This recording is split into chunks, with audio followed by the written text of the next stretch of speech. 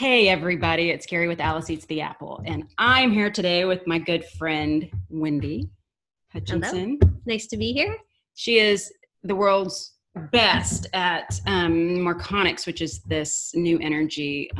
We've actually done a few shows on this that we go in depth, but why don't you give us a little overview? Okay, well, Marconics is a full spectrum energy modality. It's an ascension energy modality versus some of the other energy modalities people are used to hearing about, which really focus on healing the body.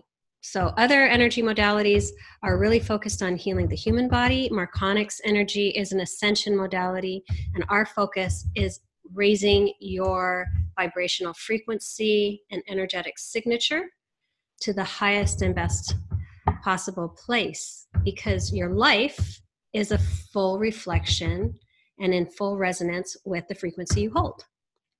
So I've never heard you put it that succinctly. I love that. I'm getting better. Well, I've never. Well, I mean, better at it, explaining it. I never think of it as a one is for the physical humanness, the skin suit, and then the other one is for the soul, and that really is true. I've actually had an integration, a Marconics integration, and it really is. It's an incredible thing. More than one Marconics integration, but anyway, we're basically here to help humanity with ascension because we're evolving. Humanity's evolving.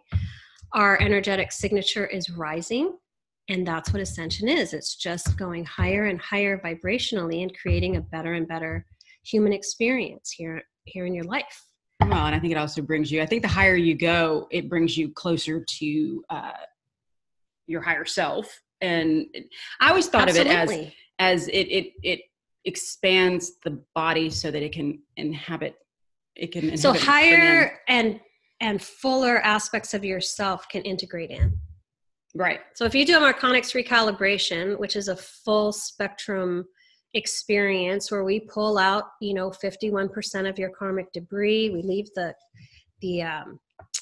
all the chakra caps off so that your chakras can bloom into the fullest expression of them. She had a little tart hit there.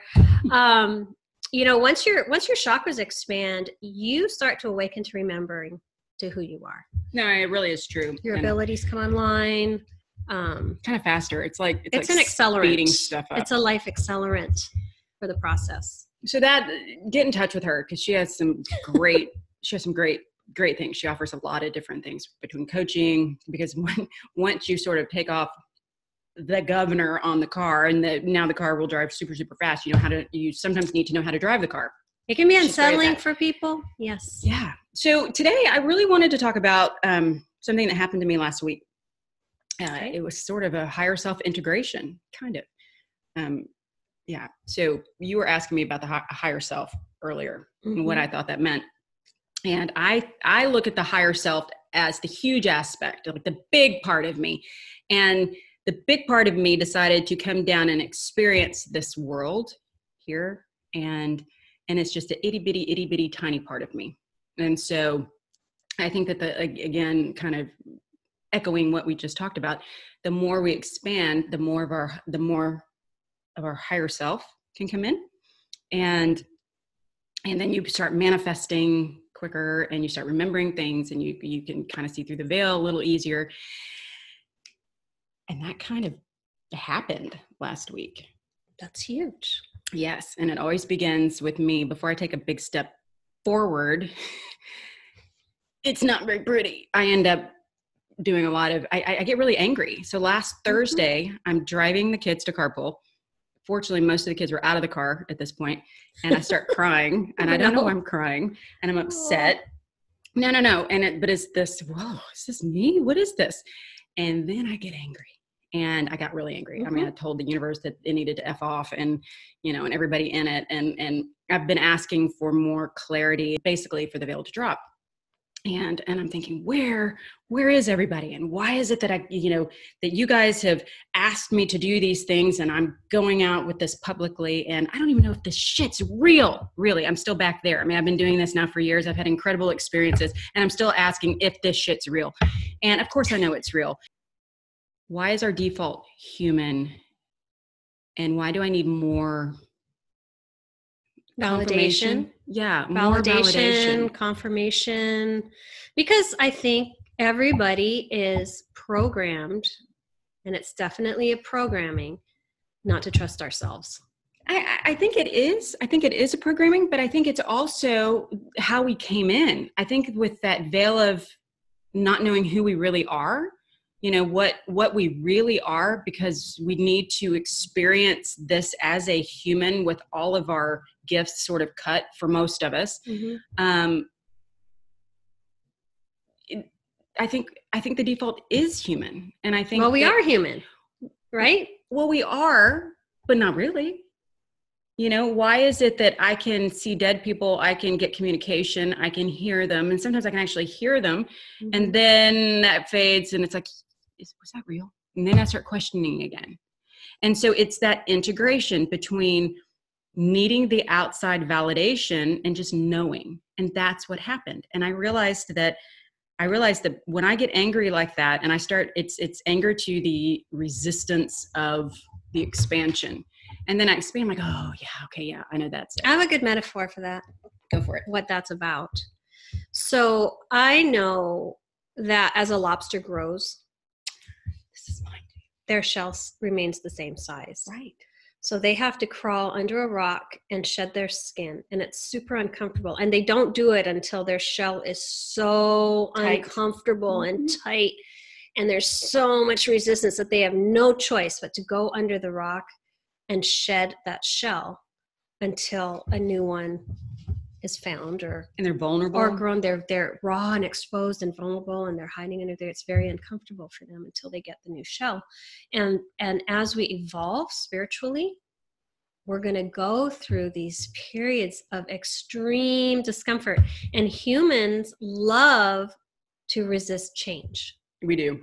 Even though we know it's like the perfect thing that, we really need to leave this marriage or this job, or let go of our children so they can launch. Yes, yeah. Or release friendships that have been toxic for 20 years, but you feel obligated because you've been friends for 20 years. Right. Whatever it is, when we're being propelled forward and it's going to require change, we resist it. Right. It's an instinct. I wonder if it's fear of the unknown. Absolutely, it's fear. That's a huge part of it. But once we can break through it, shed the shell or whatever it is that's not in alignment with us, and then we get into, we come into a place where we're more comfortable mm-hmm. because we are coming closer to our truth and alignment. So I feel like that probably might explain a little bit why you go through these periods. And I always know, Kerry, when you're in that spot, I'm like, oh, damn, this is going to be good. She's taking a huge, she's taking a quantum leap forward. I'm just going to step back and watch this happen. And then sure enough, a week later, I call you and I'm like, hey, how's it going? You're like, fantastic. I'm great. That's great. Thank you for that. No, it is true. And I think a lot of this has been happening around me. I mean, I've had a lot of people tell me, not a lot, but several, more than 3, 4 people tell me they're looking for their path. Their way doesn't fit anymore. Mm-hmm. It doesn't work for them, mm-hmm. But they don't know what to do. And so what do you advise when people say, I don't know what I'm supposed to be doing?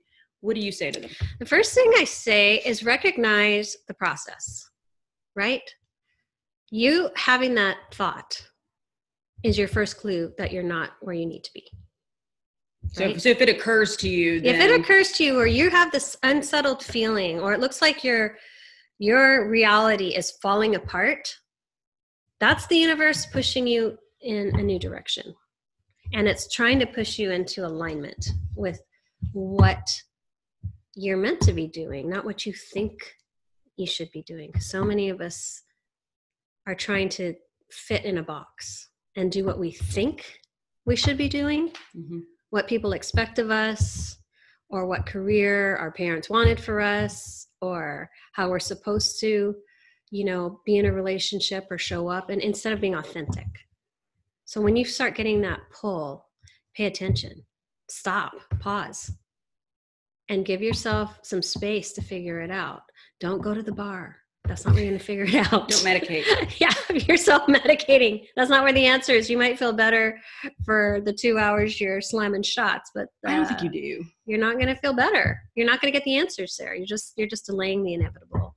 So you're saying to just pause, take a breath, take a breather, and allow yourself to be. Yes. Just allow and don't judge it. Yes, because you have guides and higher self aspects that are on your team, not trying to navigate you and gently nudge you to be where you're meant to be.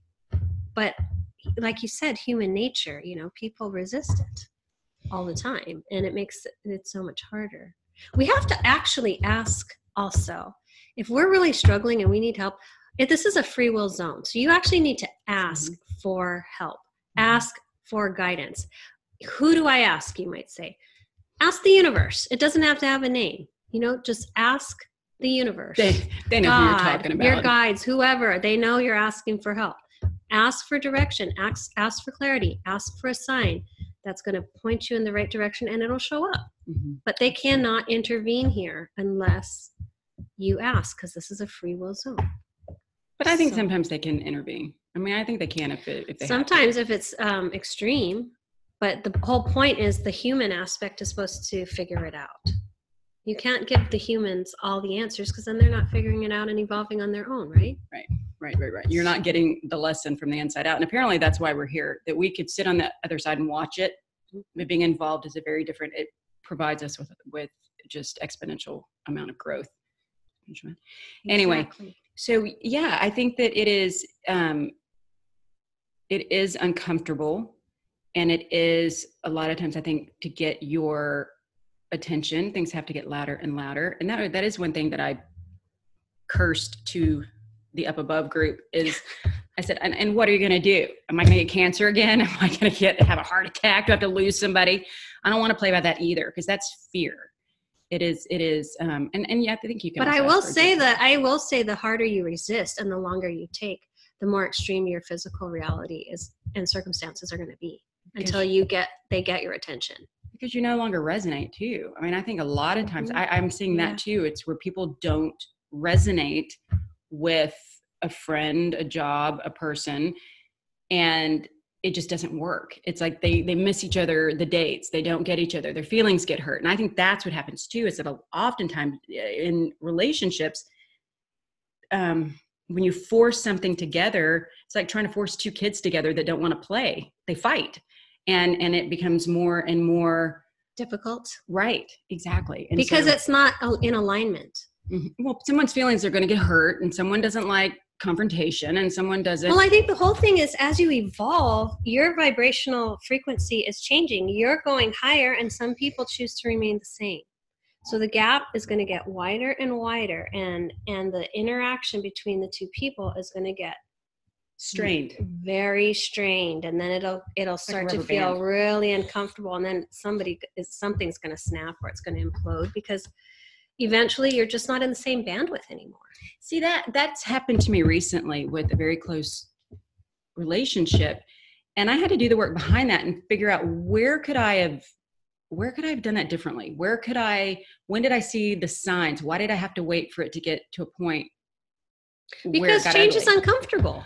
Well, it is, but it's so much easier, or we think it's easier, just to kind of go with the flow. It's going to be fine. It's not really it's not really an issue. Right. And then all of a sudden we start to bury things, and resentment builds. And then, if we don't honor our truth, in the end, we suffer.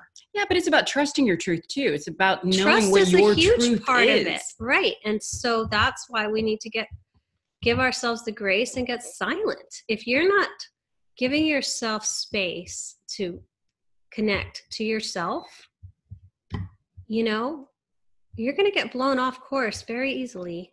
I know several people that in my life, it's like they are never alone.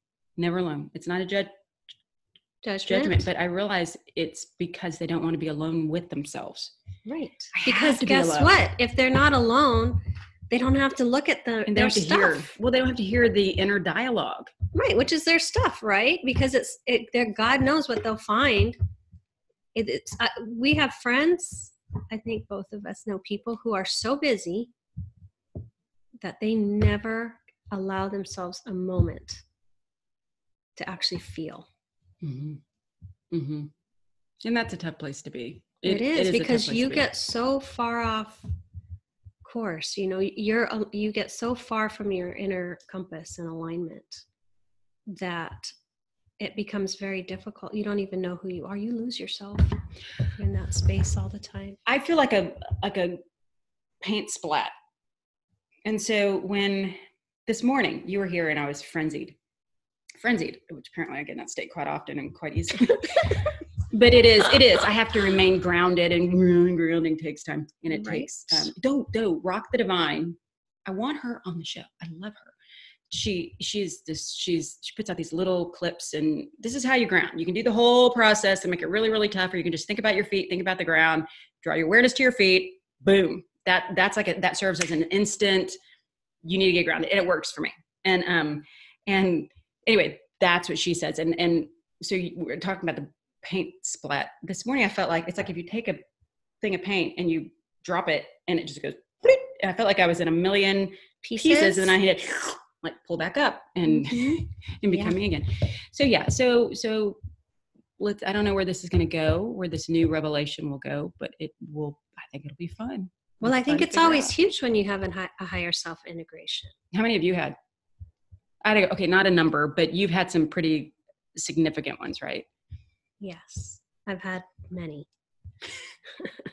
But now I'm at a place where, so for a long time, the integration, the higher self aspect, so there are many higher self aspects for each person. What does that mean? It's not just one.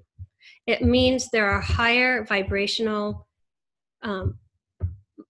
experiences that you are having as a higher self aspect. And so I kind of liken it to like if there was a paper doll chain and it's all you, but you lift it up and there's many, many, many paper dolls attached to the line. Oh, that's a great visual.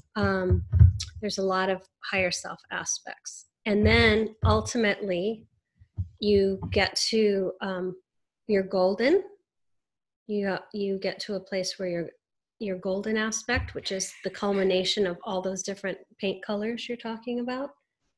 So if every higher self aspect was a different drop and color of paint, and you put it all into one big paint can, like when you go to buy paint at the paint store and it gets shaken and stirred, and then it becomes one color. The golden aspect is kind of like the culmination of all of your higher self aspects coming together. And once you get to the golden aspect, you're very close to being at the very highest aspect of you. And then after that is sovereign.